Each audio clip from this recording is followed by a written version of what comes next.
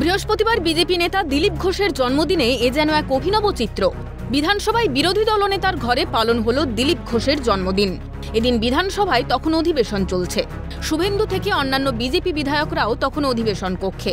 তবে শুভেন্দু অধিকারীর ঘরে দিলীপ ঘোষ প্রবেশ করার পরেই শুভেন্দু অধিকারী সহ অন্যান্য বিজেপি বিধায়করা দিলীপ ঘোষের সঙ্গে সাক্ষাৎ করেন। দিলীপকে পুষ্পস্তবক দিয়ে শুভেচ্ছা জানিয়ে উত্তরীয় পরিয়ে দেন শুভেন্দু। এরপর চলে মিষ্টি মুখের পালা, সঙ্গে জয় শ্রীরাম স্লোগান। জন্মদিন উপলক্ষে শুভেন্দু অধিকারী এদিন তাকে বিধানসভায় আমন্ত্রণ জানান বলে জানান দিলীপ ঘোষ।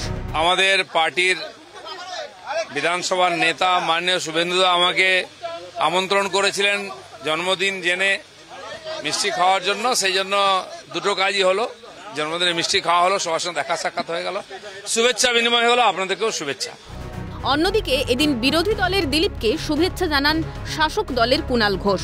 হিংসার রাজনীতিতে দিলীপের জন্মদিনে এই শাসক বিরোধী সৌজন্য সাক্ষাৎ যেন অন্য মাত্রা পেল।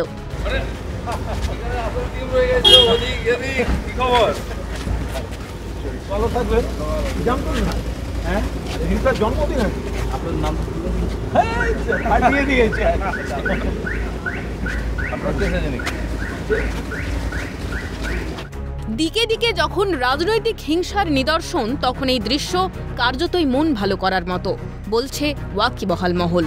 অন্যদিকে লোকসভা নির্বাচনে নিজ কেন্দ্রে পরাজয়ের পর পরাজয়ের নেপথ্যে দলেরই একটা অংশকে দায়ী করে রীতিমতো দাবাং মুডে দেখা গিয়েছিল এই গেরুয়া নেতাকে।